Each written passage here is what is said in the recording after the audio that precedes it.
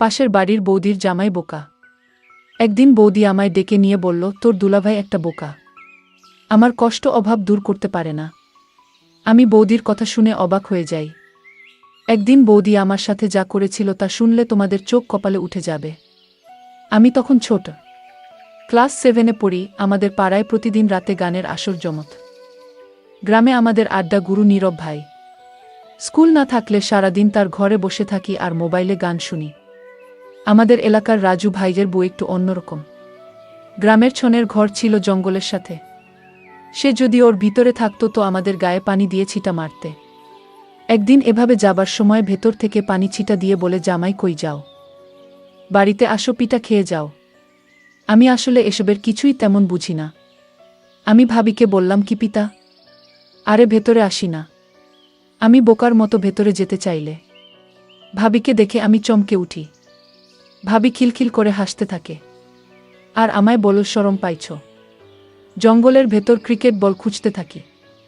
নীরব ভাই ক্রিকেটের বল এত জোরে মারছে এই জঙ্গলে আইসা পড়ছে।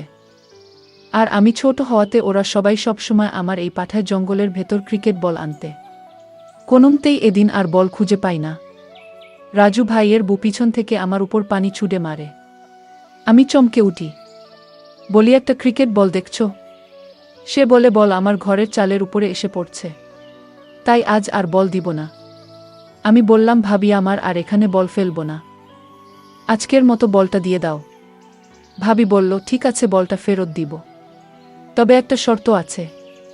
যদি তুই আমার শর্ত রাখিস তাহলে বল দিতে পারি। আমি ভাবিকে বললাম, ভাবি, আমি ছোট মানুষ, আমি কি তোমার দেওয়া শর্ত পালন করতে পারবো? ভাবি বল, পারবি, না পারলে আমি তোকে শিখিয়ে দিব। আমি ভাবিকে জিজ্ঞেস করলাম, ভাবি কি শর্ত বল? এবার ভাবি বলল, এখন বলতে পারবো না, তুই বরং সন্ধ্যার পর আমাদের বাড়িতে আসিস, তখন শর্তটা বলবো। আর এখন নে, বলটা নিয়ে যা। আমি ভাবতে লাগলাম, ভাবি শর্তটা তো এখনই বলতে পারত, কিন্তু সন্ধ্যার পর বল কেন? ভাবির কথা শুনে আমি কিছুটা ভয় পেলাম। কি জানি বলে বসে তার কোনো হিসাব আছে? আমি ক্লাস 7-এ পড়লে কি হবে? আমার গঠন গাঠন একটু বড়। অনেকে বিশ্বাসই করতে চায় না আমি ক্লাস 7-এ পড়ি। আমার 5 ফুট 5 ইঞ্চি উচ্চতা। পরের দিন আমি ভাবির কথন্ত সন্ধ্যার সময় তাদের বাড়িতে গেলাম। বাড়িটা একদম নীরব বাড়ি। আমি ভাবিকে বললাম, ভাবি, তুমি আমায় কিসের শর্ত দিবে বলেছিলে? আমি আজ তো আসলাম সেই শর্তটা শুনতে। ভাবি বল, এটা কোনো শর্ত না রে, আমার দুঃখের গল্প। আমি যদি আমার গল্পটা তোর সাথে শেয়ার করি তাহলে তুই কি এর সমাধান দিতে পারবি? আমি বললাম, ভাবি, আমি মানুষটা ছোট হতে পারি, কিন্তু আমার বিষয়ে তুমি জানো না, আমি ছোট হলেও কোনো কাজে এ পর্যন্ত ব্যর্থ হয়নি। ভাবি তখন খুশি হয়ে বলল, সত্যি বলছিস তুই? আমি জানতাম তুই মাত্র 7-এ পড়িস, কি বুঝবি তুই। ভাবি, তুমি তোমার কষ্টের গল্পটা বল, আমি শুনতে চাই। আর যদি আমি গল্পটা শুনে তোমার সমস্যার সমাধান করে দিতে পারি তাহলে আমি জানি তুমি আমায় কোনোদিন ভুলতে পারবা না। এতটুকু বাচ্চা ছেলের সাহস দেখে আমি অবাক হয়ে গেলাম। এই বাচ্চা ছেলে আমাকে যেভাবে উৎসাহিত করেছে, আমি তার কথা শুনে অনেক খুশি হলাম। আর মনে মনে ভাবলাম, আমি ওকে দিয়েই সব দূর করব, ওকে দিয়ে আমার সমস্যার সমাধান করিয়ে নিব। আমি ভাবিকে বললাম, ভাবি, তুমি কি ভাবছো এমন করে? তোমার কষ্টের গল্পটা বলো, আমি শুনি। ভাবি তখন বলল, ঠিক আছে, তাহলে শোন। তোর দুলাভাই একটা বোকা, আমার কোনো কথা সে রাখে না, সে আমার সাথে পারে না। প্রতিদিন রাতে ঘরে এসে ভাত খেয়ে মরার মতো ঘুমিয়ে পড়ে। আমার কোনো আবদার তোর দুলাভাই রাখে না এবং পূরণ করতে পারে না। সে সবসময় আমার কাছ থেকে দূরে থাকে। আমি মানুষের সাথে আমার জীবনটা কাটানো খুব কষ্টের। তোর দুলাভাই সবসময় প্রতিদিন বলে আমার শরীরটা আজ ভালো না। আচ্ছা তুই বলতো, এভাবে কি আর সংসার চলে? এই সংসারে আমি চলে যেতে চাই, কিন্তু আমার মা বাবা তো অসহায়, আমি তাদের কষ্ট দিতে চাই না। আমার বাবা যখন আমায় ফোন করে জিজ্ঞেস করে, কেমন আছিস মা, আমি তখন বুক ভরা কষ্ট নিয়ে বলি, ভালো আছি বাবা, কিন্তু আমার তো মনের ভিতর শান্তি নাই। আমি তো একটু সুখের ছোঁয়া পাই না এই সংসার থেকে। আর তাই আমার মা বাবাকে মিথ্যা সান্ত্বনা দেই যে আমি ভালো আছি। আচ্ছা তুই বলতো, একটা সংসারে মেয়েরা কি চায়? এই সংসারে আমি বেঁচে থেকেও যেন মরে আছি। তোর দুলাভাইরে কত করে বললাম কবিরাজ দেখাও, সে আমার কোনো কথাই কানে নেয় না। সে তার নিজের ইচ্ছামতো চলাফেরা করে, আমার ভালো মন্দ কোনো খোঁজখবর রাখে না। ভাবির কথা আমি খুব মনোযোগ সহকারে শুনছিলাম। ভাবির কথাগুলো শুনে আমি বুঝতে পারলাম ভাবি কিসের অভাব বোধ করছে। ভাবি আমাকে আরও বলল, তোর দুলাভাই সারাদিন বোকার মতো ঘোরাফেরা করে। অনেকদিন যাবত আমি ভালো খাবার খেতে পারছি না। ভাবির এই কথাটা শুনে আমার খুব কষ্ট হলো। ভাবি দেখতে অনেক সুন্দরী, এরকম বোকা একটা জামাই ভাবির কপালে জুটল। যাই হোক, আমি ভাবির সমস্ত কথা শুনে বুঝতে পারলাম ভাবি এই সংসারে সুখে নেই, বরং সুখের অভিনয় করে যাচ্ছে তার মা বাবাকে খুশি করার জন্য। আমি ভাবিকে বললাম, ভাবি তুমি কোনো চিন্তা করো না, আমি তোমার সকল সমস্যার সমাধান করে ফেলব, তুমি আমার প্রতি আস্থা রাখো। ভাবি আমার কথা শুনে বলল, তুই ছোট মানুষ, তুই কি বুঝবি আমার কষ্ট? তাও তোকে বললাম কারণ আমি এমন কপাল নিয়ে জন্ম নিলাম, আমার কষ্টের কথা কাউকে বলতে পারিনি, আজ তোকে বললাম। আমি বললাম, ভাবি তুমি যখন আমার কাছে তোমার কষ্টের কথা বলেছ, আমি পারি আর না পারি চেষ্টা তো করে দেখতে পারি। ভাবি খুশি হয়ে বলল, তোর আর কিছু করা লাগবে না, তোর মুখের কথা শুনেই আমার মনটা শান্ত হয়ে গেল। আমিও ভাবির কথা শুনে আমি ভাবিকে বললাম, ভাবি তুমি কোনো চিন্তা করো না, আমি তোমার সুখের ব্যবস্থা করছি, তুমি শুধু আমার কথা রেখো, যখন যা বলব তখন তোমার তাই করতে হবে। আমি ভাবিকে বললাম, ভাবি তুমি একটু অপেক্ষা করো, আমি আমার বাড়ি থেকে আসছি। আমি তাড়াতাড়ি বাড়িতে এসে আমার বাবার পকেট থেকে কিছু টাকা নিয়ে বাজারে গেলাম। আমি মনে মনে চিন্তা করলাম, ভাবিকে আজ আমি দেখিয়ে ছাড়ব আমাকে বলে আমি বাচ্চা মানুষ। হায় রে ভাবি, তুমি আমার সম্পর্কে জানো না, তুমি আজই বুঝতে পারবে আমি বাচ্চা নাকি কিশোর। আমি বাবার পকেট থেকে টাকা নিয়ে বাজারে গেলাম। বাজারে গিয়ে 1 কেজি গরুর মাংস কিনলাম। আলু, পেঁয়াজ, রসুন, ভাবির জন্য সাবান, ফেস ওয়াশ, মুখের ক্রিম, হাতের ছুরি ইত্যাদি কিনে ভাবির বাসায় নিয়ে গেলাম। ভাবি আমার হাতে বাজার দেখে অবাক হয়ে গেলাম। আমি ভাবিকে বললাম, ভাবি চিন্তা করো না, তুমি এখানে বসো, দেখো তোমার জন্য কত কি এনেছি। আমি ভাবিকে যখন সকল সামগ্রী দেখালাম, ভাবি তখন বলল, তুই বাচ্চা মানুষ, এত টাকা কোথায় পেলি? আমি বললাম, ভাবি আমি এই টাকা জমিয়ে রেখেছিলাম, আমার কাছে আরও অনেক টাকা আছে ভাবি। ভাবি তখন বলল, এসব আমি নিতে পারবো না, তোর দুলাভাই জানলে আমি কি জবাব দিব, একবার ভেবে দেখেছিস?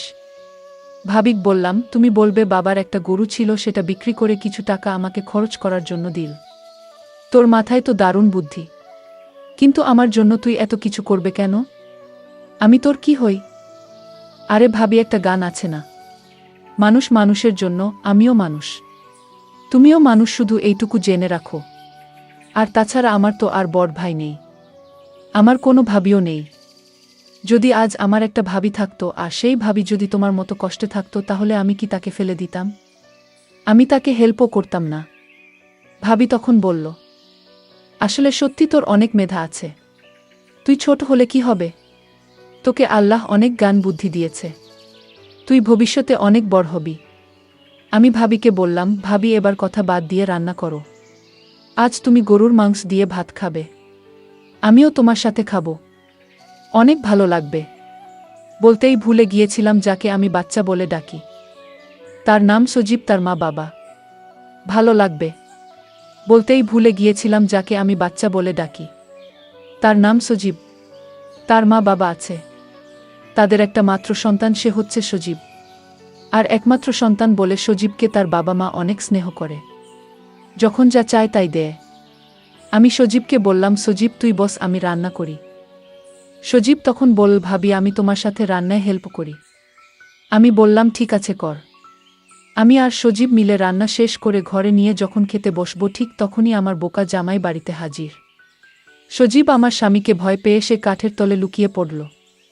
আমার হাবলা স্বামী আমায় জিজ্ঞেস করল, কিরে সোনিয়া, আজ ঘরে মাংসের ঘ্রাণ পাচ্ছি কেন, মাংসের ঘ্রাণ কোথায় থেকে আসছে? আমি তখন আমার বোকা স্বামীকে বললাম, আমার বাবা এসেছিল আজ দুপুরে, আমার জন্য অনেক কিছু নিয়ে আসছে, তুমি তো আমার ভরণ পোষণ করতে পারো না, আর তাই বাবা আমার জন্য হাতের ছুরি, মুখের ক্রিম, ফেস ওয়াশ, ব্যাগভর্তি বাজার নিয়ে আসছিল। আমার স্বামী এই কথা শুনে বলল, আমার সুর আব্বার এত দর্দ হয়েছে আমাদের প্রতি, হঠাৎ এই দর্দ কেন? যাই হোক, অনেকদিন পর ঘরে মাংস রান্না হলো, দাও পেট ভরে ভাত খাই। আমি মনে মনে বললাম, শুধু খেতেই জানো, ঠিকমতো দিতে জানো না। এইদিকে সজীব কাঠের নিচে শুয়ে ঘুমিয়ে পড়ল। আমি আমার স্বামীর জন্য ভাত আর মাংস নিয়ে তার কাছে গেলাম, তাকে খেতে দিলাম। সে শুধু মন ভরে ভাত খাচ্ছে। আর একটাবার জিজ্ঞেস করল না তুমি খাবে না আমার সাথে, তুমিও খাও না। সে তো এই কথাটা বলতে পারত, কিন্তু তার মাথায় এতখানি বুদ্ধিও নেই, শুধু নিজের বুঝটাই বুঝে আমার কষ্টটা একবারও জানতে চায়নি। যাই হোক, সে খেয়ে ধেয়ে বিছানায় শুয়ে নাক ডেকে ঘুমাচ্ছিল। আমি তখন কাঠের নিচে সজীবকে বললাম, সজীব আর সজীব, তোর দুলাভাই ঘুমিয়ে গেছে। দেখি সজীব ঘুমিয়ে পড়েছে। আমি তাকে হুঁশ করার জন্য একটু পানি ছিটা দিলাম, তখন সে লাফ দিয়ে উঠে পড়ে। আমি তাড়াতাড়ি কাঠের তল থেকে বের হয়ে বাহিরে চলে আসলাম। আর ভাবিকে বললাম, ভাবি আমি আজ চলে যাই, বাবা মা আমার জন্য চিন্তা করছে, কাল আসব। আর ভাবি তুমি আমায় একটা কথা দাও। কি কথা? তুমি রাতে পেট ভরে মাংস দিয়ে ভাত খেও। আমার কথা না রাখলে আমি আর কোনোদিন তোমার বাড়িতে আসব না। ঠিক আছে, আমি সত্যি খেয়ে নিব। এখন তুই বাড়িতে যা। আমি বাড়িতে চলে আসলাম। রাতে শুয়ে শুয়ে শুধু ভাবির কথা চিন্তা করতে লাগলাম। আমার সারারাত অস্থির অস্থির লাগছিল। আমি কিছুতেই এই রাতটা ঘুমাতে পারলাম না। আমি সিদ্ধান্ত নিলাম যে করে হোক ভাবির সমস্ত কষ্ট দূর করতে হবে। আর দুলাভাই যা পারে না তা আমি করে দেখাবো। ভাবির কোনো সন্তান নাই। বিয়ে হয়েছে 5 বছর হয়েছে, তাও তাদের কোনো সন্তান হয়নি। আমি সিদ্ধান্ত নিলাম ভাবিকে এই নরকে আর রাখব না। আমি তাকে সমস্ত সমস্যার সমাধান করব। পরের দিন দুলাভাই গঞ্জে চলে গেল। আজ মনে হয় রাতে ফিরতে পারবে না। ফিরতে ফিরতে কাল সকাল নাগাদ হবে। আমি তাড়াতাড়ি ভাবির বাড়িতে গেলাম। গিয়ে দেখি ভাবি শুয়ে আছে। আমি ভাবিকে ডাক দিলাম, ভাবি এই অবেলা শুয়ে আছো কেন? শরীর খারাপ নাকি? ভাবি বলল, আমার কোমরটায় প্রচুর ব্যথা হচ্ছে। আমার স্বামী এ পর্যন্ত আমায় কোনো ওষুধ কিনে দেন নাই। আমি ভাবিকে বললাম, ভাবি আমি তোমার জন্য ব্যথার ওষুধ নিয়ে আসি। ভাবি বলল, না লাগবে না। আমি ভাবিকে বললাম, ভাবি ট্যাবলেট না খেলে তো ব্যথা সারবে না ভাবি।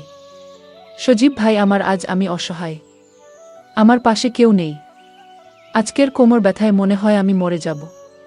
এই জন্যই তো বললাম ঔষধ নিয়ে আসি। ভাবি বলল, ঔষধ লাগবে না, তুই কোমরটা একটু মালিশ করে দে, তাহলেই ব্যথাটা কমে যাবে। আমি ভাবির এমন কথা শুনে আমার কেমন জানি লাগছিল। আমি বললাম, ভাবি আমি পারবো না মালিশ করতে, আমি বরং ডাক্তার নিয়ে আসি। ভাবি তখন আমায় বলল, আরে বোকা ছেলে, এই ব্যথা মালিশ ছাড়া কমবে না। তুই অয়তা ডাক্তার নিয়ে শুধু খরচ বাড়াবি। তুই একটু মালিশ করে দিলেই ব্যথাটা কমে যাবে। আমি ভাবির ব্যথার কষ্ট দেখে আমি মালিশ করে দিলাম। 5 মিনিট পর ভাবি ব্যথা কমে যাওয়ায় ঘুমিয়ে গেল। আর আমার মনের আশা করে নিলাম। আর ভাবিও এটাই চেয়েছিল। আমি ছোট হলেও তা বুঝতে পারি। আমি যেদিন বল আনতে গিয়েছিলাম সেই দিনই বুঝতে এতদিন থাকা ছিলাম। ভাবি আমাকে দেখে বলল, সজীব তুই কেমন আছিস? ভালো ভাবি, তুমি কেমন আছো ভাবি? আমি ভাবির মুখে হাসি দেখতে পেলাম। আমি কোনোদিন ভাবিকে এমনভাবে হাসতে দেখিনি। ভাবি আমাকে ঘর থেকে একটা মিষ্টি নিয়ে এসে বলল, নে মিষ্টি খা। আমি বললাম, ভাবি এটা কিসের মিষ্টি? ভাবি বলল, আমি মা হতে চলেছি। আমার আর কিছু বুঝতে বাকি রইল না। বন্ধুরা, আজকে গল্পটি কেমন লাগলো তা অবশ্যই কমেন্ট করে জানাবেন। আর এরকম নতুন নতুন গল্প পেতে আমাদের চ্যানেলটিকে সাবস্ক্রাইব করে পাশে থাকবেন। ধন্যবাদ।